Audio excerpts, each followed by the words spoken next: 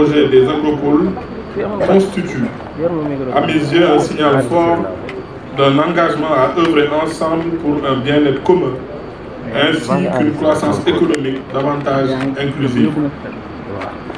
Elle nous conforte dans notre conviction de la justesse de l'option de son Excellence, Monsieur le Président de la République, Macky Sall, de faire du Sénégal de la valorisation des ressources locales en général et agricoles en particulier, le principal levier de développement afin de contribuer non seulement à l'amélioration des conditions de vie des populations, notamment les segments les plus vulnérables, mais aussi à l'autonomisation économique des acteurs du monde agricole.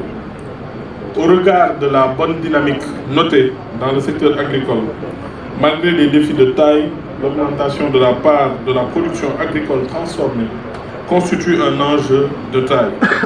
Par ailleurs, les évolutions récentes liées aux effets de la Covid-19 et aux conséquences de la crise russo-ukrainienne que vous avez rappelé tout à l'heure, nous interpellent quant à la fragilité de notre système d'approvisionnement en produits essentiels basé sur des importations.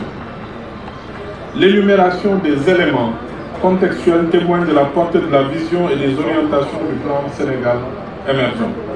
Dès sa formulation, le PSE s'est adossé à 27 projets phares moteurs de croissance, dont 7 concernent les secteurs de l'agriculture, de l'élevage, des produits de la mer et de l'agroalimentaire, avec notamment la création d'agropoles intégrés.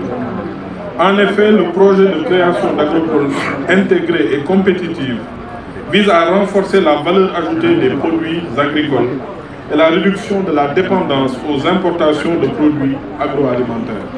À cet effet, le gouvernement du Sénégal compte mettre en place 5 agropoles respectivement au nord, entre Saint-Louis, Matam et Louga, au sud, Ziguinchor, Kolda et Sédhiou, au centre, Kaolack, Kaffrine, Fatick et Diourbel, et à l'est, Tambacounda, Kédougou et surtout à l'ouest, Dakar et Thiès, qui constitueront des moteurs de développement et d'industrialisation régionale.